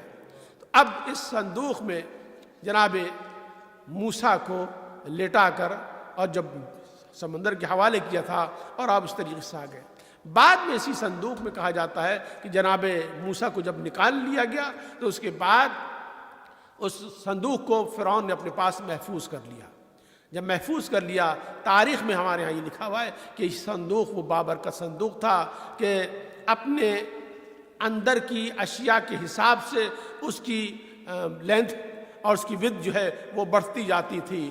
یعنی اس کے اندر جناب موسیٰ کی عصا رکھی ہوئی تھی، جناب یعقوب کا امامہ رکھا ہوا تھا، جناب نوح کی کوئی اور چیز میں رکھی تھی، حضرت آدم کے متعلق ملا ہے کہ ان کی نالین اس میں رکھی ہوئی تھی، یہ ساری چیزیں اس کے اندر رکھی ہوئی تھیں، اور اسی لیے یہود اس کو بہت رسپیکٹ دیا کرتے تھے، اس کی بڑا احترام کرتے تھے، کیونکہ انہوں نے اس سے فائدہ بھی اٹھایا تھا۔ تو آج کی اس تاریخ تک 2021 تک بھی یہود اس کو تلاش میں ہیں، یہ تابوت سکینہ کہاں پر ہے، انہیں مل جائے تو اسے اپنا معبد بنا لے، اپنی عبادت گاہ کا وہ مرکز بنا لے کہ جس کے آگے بیٹھ کر وہ عبادت کر سکیں، لیکن ابھی تک تلاش بسیار کے باوجود انہیں وہ تابوت مل نہیں سکا ہے۔ ظاہر کہ اللہ سبحانہ و تعالیٰ اب اس تابوت کو ان کے حوالے کیوں کرنے لگا، جبکہ وہ تابوت ان کے پاس رہا تھا تو انہوں نے قدردانی نہیں کی، لہٰذا اس نے اٹھا لیا ہے۔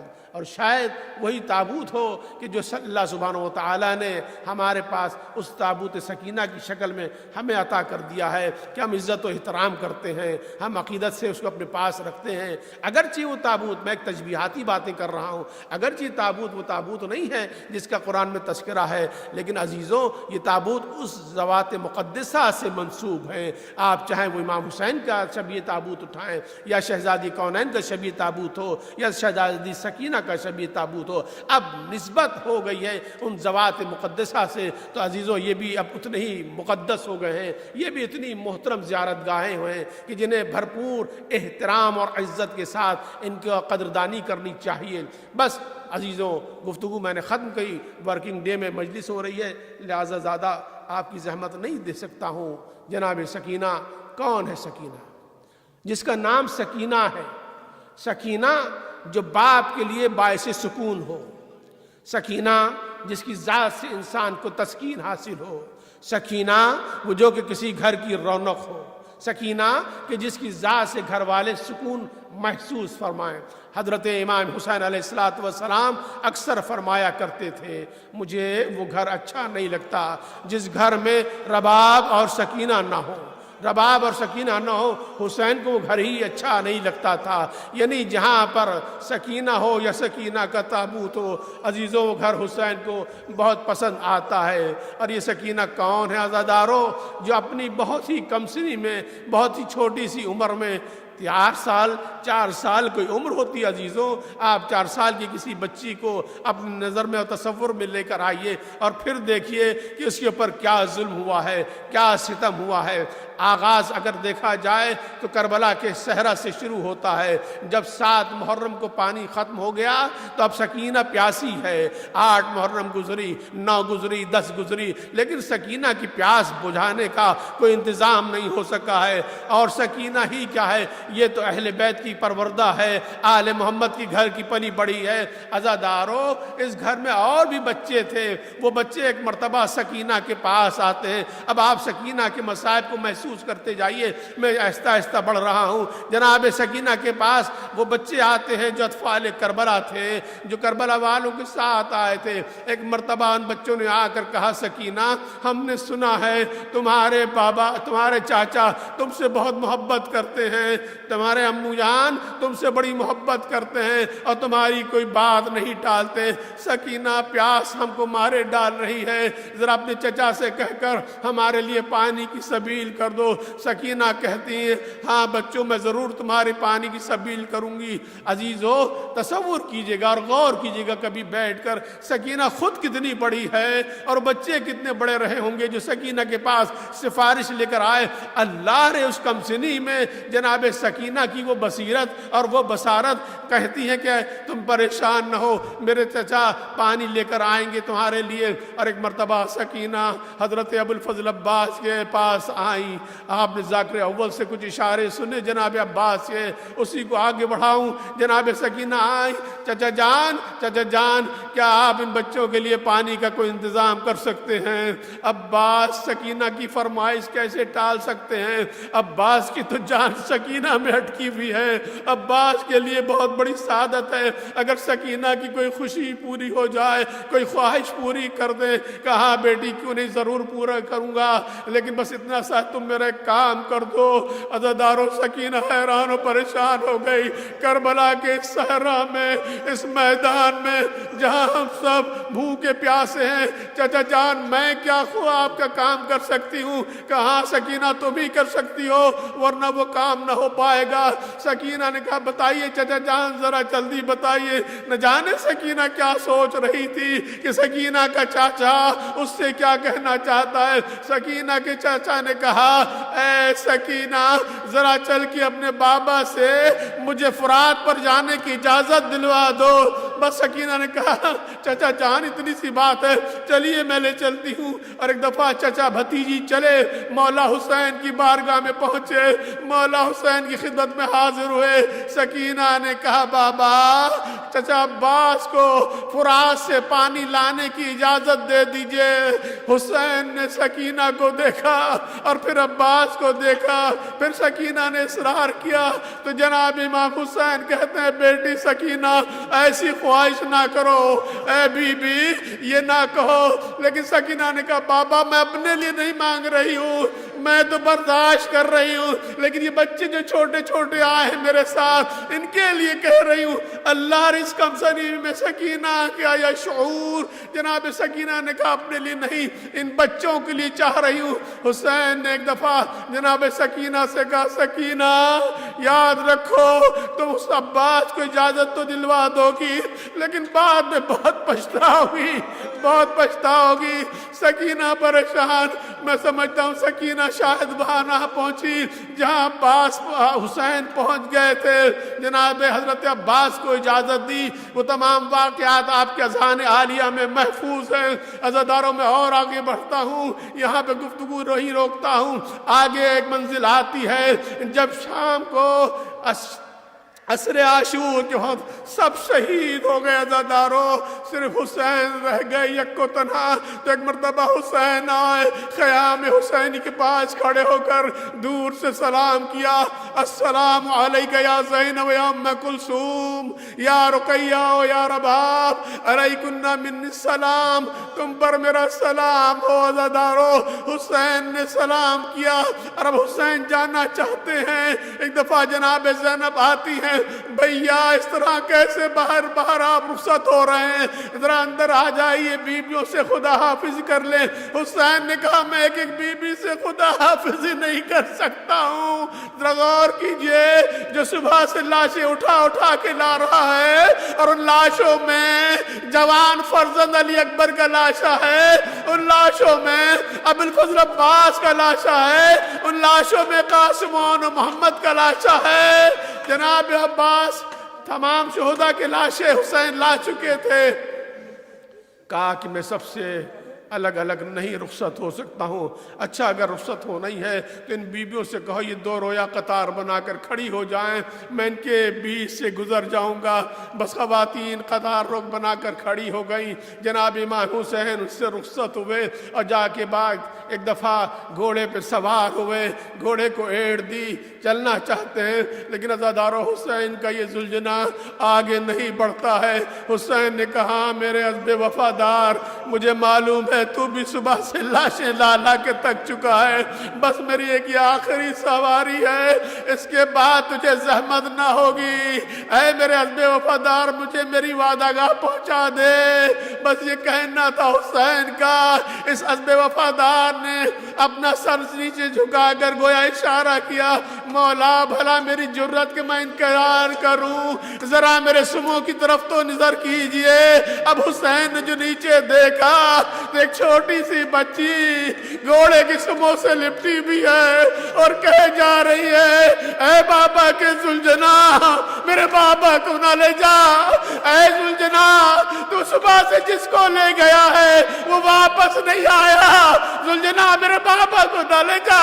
بس عزادارو جناب سکینہ کے بین سن کر حسین گھوڑے سے زمین پر تشریف لائے، سکینہ کو سینے سے لگایا، رخساروں پر بوسے دیے، پیشانی پر بوسے دیے، کہا بیٹی سکینہ جاؤ تم اپنی پھوپھی اماں کے پاس، اپنی مادر گرامی کے پاس ہمیں جانے دو۔ جناب سکینہ نے ایک دفعہ انتہائی معصوم سے کہا بابا مجھے رات کو نیند کیسے آئے گی، میں تو آپ کے سینے پر سونے کی عادی ہوں۔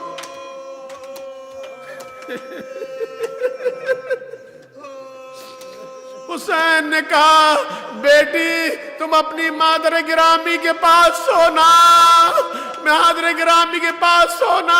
سکینہ نے تڑپ کر کہا بابا مادر گرامی کے پاس تو بھیا علی اصغر سوتا ہے، میں تو آپ کے سینے پہ سونے کی عادی ہوں۔ حسین نے کہا بیٹی اب یہ ترتیب بدل گئی ہے، بیٹی اب تم ماں کے پاس سونا، علی اصغر میرے پاس سوئے گا۔ جب سکینہ نے جب دیکھ لیا کہ اب نہیں لے جائیں گے تو ایک آخری فرمائش کر دی سکینہ نے۔ ہاں زادارو یہ سکینہ کی آخری خواہش تھی جو کربلا کے میدان میں بابا پوری کر رہا ہے۔ ہاں بابا ہی بچیوں کی بیٹیوں کی خواہش پوری کرتے ہیں۔ ایک مرتبہ سکینہ نے کہا اچھا بابا اچھا یہی منظور ہے، مشیت یہی ہے تو ایک خواہش میری پوری کر دیں۔ کہا کیا بیٹی؟ کہا مجھے آخری بار اپنے سینے پہ لٹا لیجیے بابا، آخری بار اپنے سینے پہ سلا لیجئے۔ اب تصور کیجئے کربلا کا گرم ریتی کا صحرا ہے، ریگ گرم ہے، آگ برساتا ہوا سورج ہے، جلتی ہوئی زمین ہے، لیکن بیٹی کی خاطر حسین ایک دفعہ صحرائے کربلا میں لیٹ گئے۔ آ میری بیٹی، آ میری سکینہ، تجھ سے مجھے بڑا سکون تھا، تو بڑا سکون دیتی تھی۔ شاید حسین بھی اپنی زندگی کا آخری سکون لینا چاہتے تھے، سکینہ بھی آخری سکون لینا چاہتی تھی۔ سکینہ کو حسین نے اپنے سینے پر لٹا لیا، نہیں معلوم سکینہ نے کس وقت حسین کو چھوڑا۔ یہ منزل ختم ہو گئی عزاداروں، 2-3 جملے اور آپ کی زحمت تمام، اور اس کے بعد وہ منزل بھی آ گئی کہ حسین شہید ہو گئے، خیام کو آگ لگ گئی، بیبیاں خیموں سے ادھر ادھر نکل گئی۔ ایسے میں چھوٹی سی 4 سال کی بچی اپنے خیمے سے جو باہر نکلی ہے، خیام غریبہ ہو چکی تھی، ہر طرف اندھیرا تھا یا لاشیں تھی۔ ایسے میں بچی جب نکلی خیمے سے تو پکار رہی تھی، کسی کے اوپر کسی بچے پہ کوئی مشکل وقت آئے اپنے بابا کو ہی یاد کرتا ہے، اور خاص طور پر بیٹیوں کی زبان پہ تو بابا کا ہی نام رہتا ہے۔ سکینہ بابا بابا کہہ کر چلاتی ہوئی مقتل کی طرف بڑھتی جا رہی تھی، آواز دیے جا رہی تھی۔ ایسے میں ناگاہ دیکھا ایک نشیب میں ایک لاش ہے، بے سر پڑا ہوا ہے۔ سکینہ کی آواز آئی بابا بابا، تو بس حسین نے کہ لاش ہے بے سر سے آواز آئی آ میری بیٹی سکینہ، آ میرے پاس آ جا۔ سکینہ کو پھر ایک مرتبہ بابا کا سینہ مل گیا، گرچہ بے سر کا سینہ تھا لیکن بابا کا سینہ تھا۔ سکینہ لیٹ گئی، زینب ڈھونڈتی ہوئی جب پہنچی ہے تو دیکھا کہ سکینہ ایک لاش بے سر کے اوپر لیٹی ہوئی ہے۔ کہا سکینہ یہ تم کہاں لیٹی ہو، یہ کس کا لاشا ہے؟ سکینہ کہتی ہے بابا آپ نے دیکھا، پھوپھی اماں آپ نے دیکھا نہیں، یہ میرے بابا کا لاشا ہے۔ کہا بی بی تم نے کیسے پہچانا کہ بابا کا لاشا ہے؟ ارے لاشوں کو تو یا لباس سے پہچانتے ہیں یا سر سے پہچانا جاتا ہے، اے سکینہ تم نے کیسے پہچانا؟ سکینہ کہتی ہے پھوپھی اماں جب خیام کو آگ لگی تو میں بابا بابا پکارتی ہوئی مقتل کی طرف آ گئی۔ میں جب اس لاشے کے قریب آئی تو اس لاشے سے آواز آ رہی تھی الیہ الیہ سکینہ الیہ، آ میری سکینہ آ میرے پاس آ جا۔ پھوپھی اماں دیکھیے یہ میرے بابا کا لاشا ہے، میرے بابا کو کس بے دردی سے قتل کیا گیا۔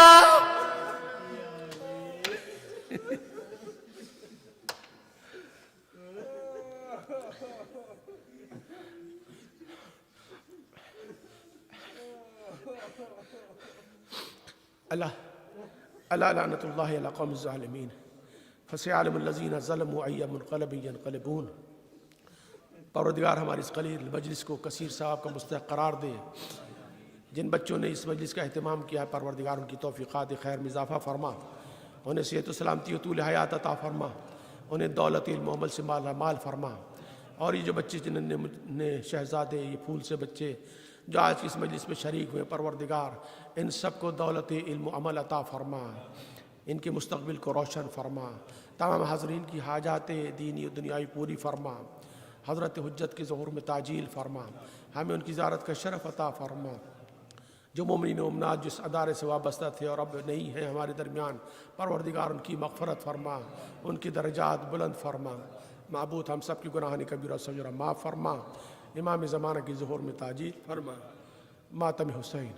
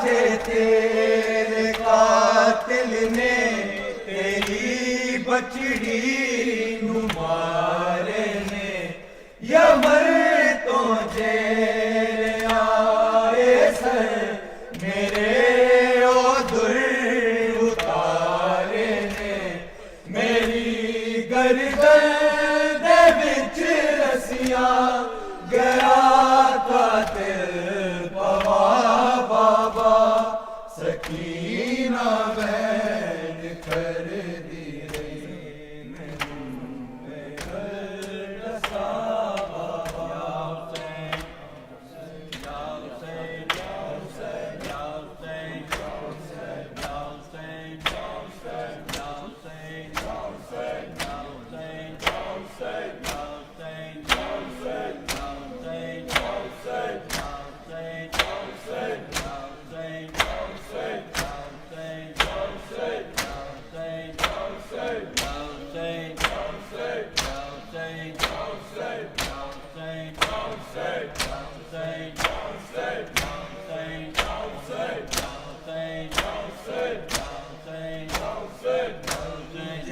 آپ کے قاتل نے ہے مارا بابا جب مجھے آپ کے قاتل نے ہے مارا بابا جب مجھے آپ کے قاتل نے ہے مارا بابا جب مجھے آپ کے قاتل نے ہے مارا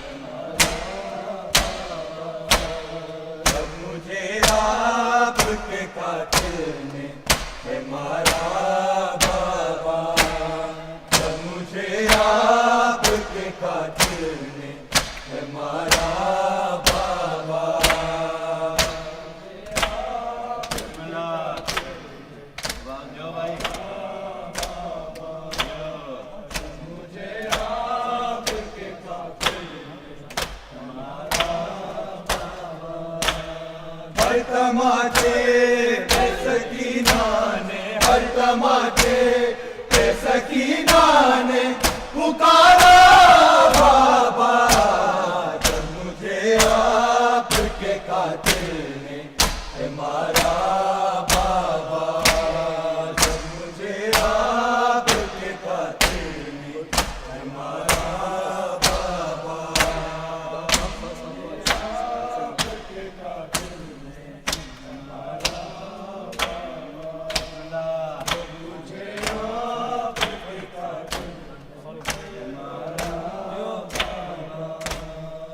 تماچے پہ سکینہ نے ہر تماچے پہ سکینہ نے پکارا بابا جب مجھے آپ کے قاتل نے ہے مارا بابا جب مجھے آپ کے قاتل نے ہے مارا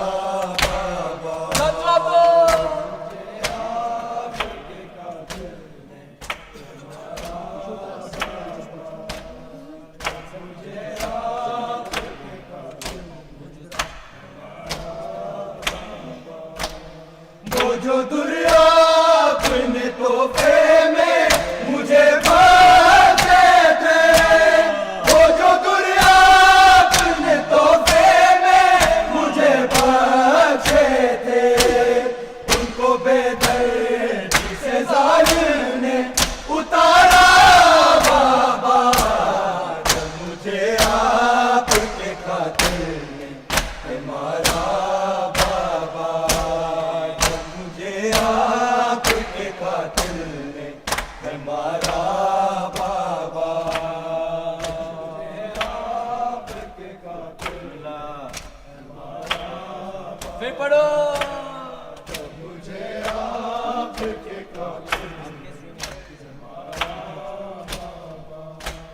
آپ کے سینے پہ آرام سے سونے والی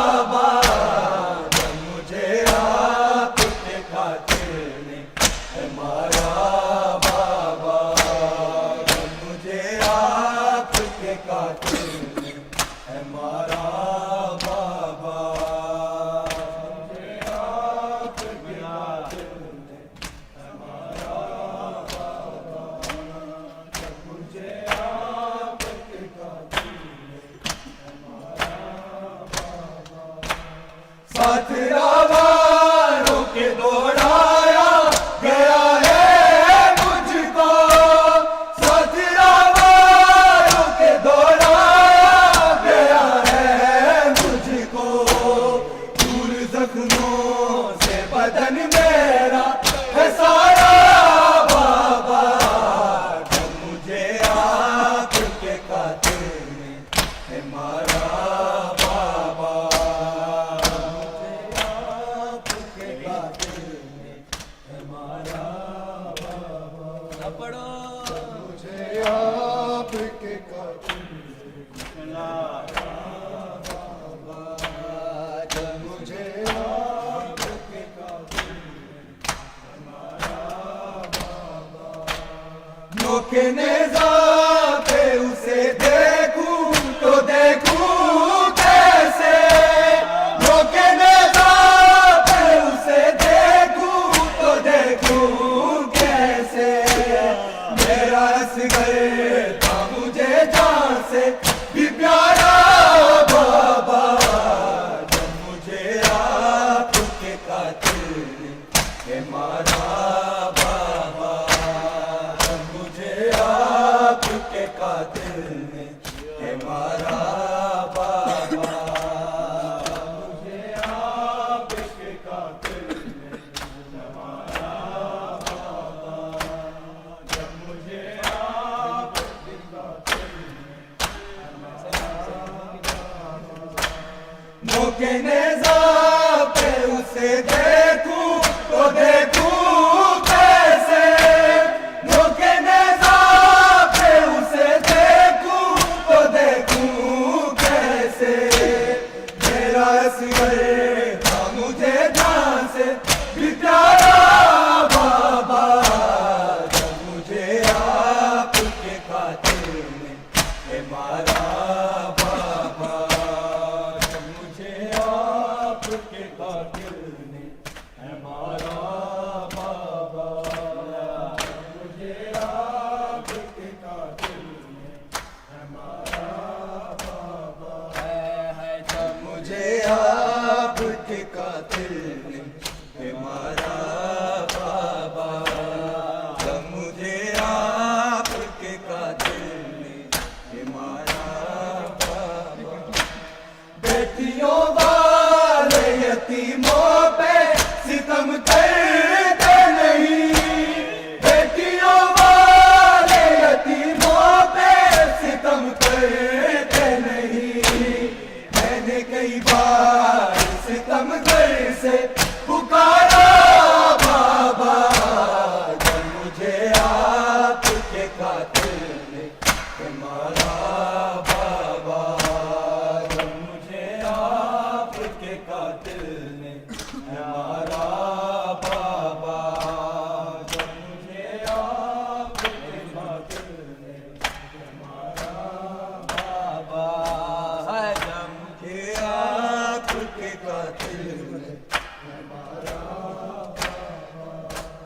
मेरी गुर्बत पे चचा जान का सर रोता है, मेरी गुर्बत पे चचा जान का सर रोता है, उनकी गुर्बत पे करूं कैसे गवारा बाबा, जब मुझे आपके कातिल ने मारा बाबा, जब मुझे आपके कातिल ने मारा बाबा, मुझे आपके कातिल ने मारा बाबा, जब मुझे आपके कातिल ने मारा बाबा, हर तमाचे पे सकीना ने, हर तमाचे पे सकीना ने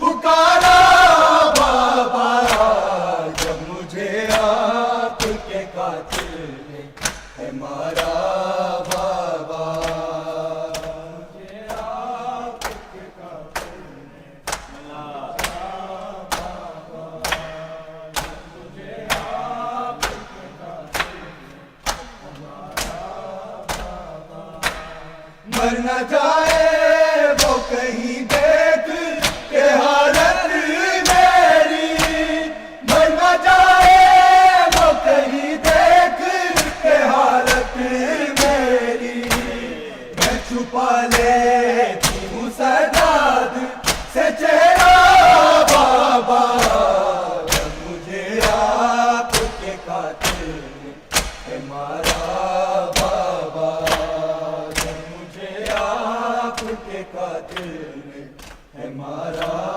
بابا، مجھے آپ کے قاتل نے مارا بابا، جب مجھے آپ کے قاتل نے مارا بابا، وہ جو دریا اپنے تحفے میں مجھے بخشے تھے، وہ جو دریا اپنے تحفے میں مجھے بخشے تھے، ان کو بے دردی سے ظالم نے اتارا بابا، جب مجھے آپ کے قاتل نے مارا بابا، جب مجھے آپ کے قاتل نے مارا بابا، مجھے آپ کے قاتل نے مارا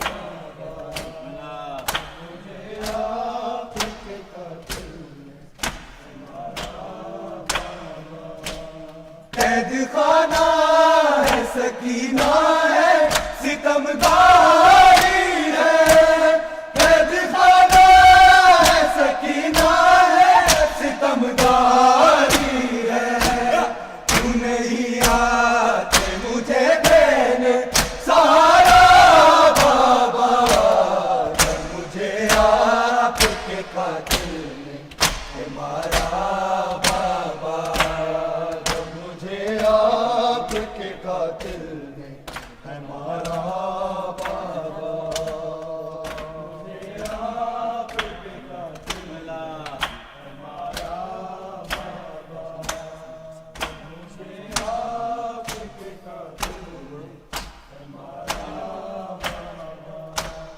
ہر تماچے پہ سکینہ نے، ہر تماچے پہ سکینہ نے پکارا بابا، جب مجھے آپ کے قاتل نے مارا بابا، جب مجھے آپ کے قاتل نے مارا بابا، مجھے آپ کے قاتل نے مارا بابا، جب مجھے آپ کے قاتل نے مارا بابا، بے کفن آپ تھے مجھ کو بھی ملے گا نہ کفن، بے کفن آپ تھے مجھ کو بھی ملے گا نہ کفن، ایک جیسا ہی مقدر ہے ہمارا بابا، جب مجھے آپ کے قاتل نے مارا بابا، جب مجھے آپ کے قاتل نے مارا بابا، جب مجھے آپ کے قاتل نے مارا بابا، جب مجھے آپ کے قاتل نے مارا بابا، ساتھ والوں کے دورایا گیا ہے مجھ کو، ساتھ والوں کے دورایا گیا ہے مجھ کو، دور زخموں سے بدن میرا ہے سارا بابا، جب مجھے آپ کے قاتل نے مارا بابا، جب مجھے آپ